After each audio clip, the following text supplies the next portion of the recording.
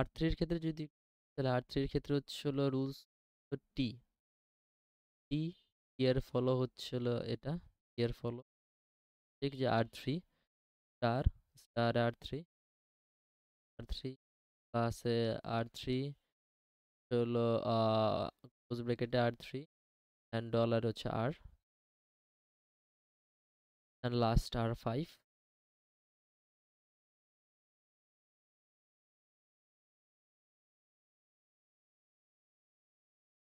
R5 হচ্ছে হলো, তো কোনটা ছিল R5, ওকে R5 হচ্ছে হলো এফ।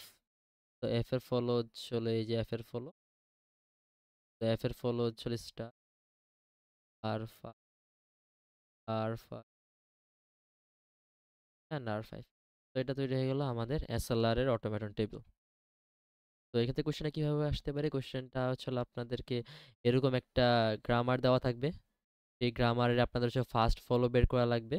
এটা হচ্ছে হলো ফল স্প্রিং 25 হচ্ছে হলো এই কোশ্চেনটা এসেছিল ফর 15 মার্কস।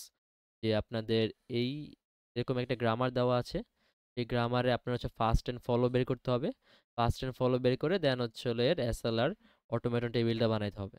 কিভাবে বানাবেন, LR0 অটোমেটন টেবিলটা যেভাবে বানিয়েছেন এক্স্যাক্টলি ওভাবেই আমরা SLR1টা বানাবো। জাস্ট খালি রেডিউস করার টাইমে, অনলি রেডিউস করার টাইমে আমরা এই ফলোটাকে চেক দিব, এই আর কিছু না। এক্স্যাক্টলি LR0-র মতো, এটা আলাদা কোনো নিয়ম টিয়ম কিছু না, LR0-র মতোই করেই আমরা বানাবো। জাস্ট খালি যে এখানে প্রতিটা জায়গায় হচ্ছে রিডিউস না করে কোন কোন জায়গায় রিডিউস করব, কোন কোন অ্যাকশনের জন্য রিডিউস করব, সেখানে বেসিক্যালি আমরা ফলোটাকে ফলো করব, যে ফলো কি কি বলতেছে, কার কার জন্য রিডিউস করা লাগবে।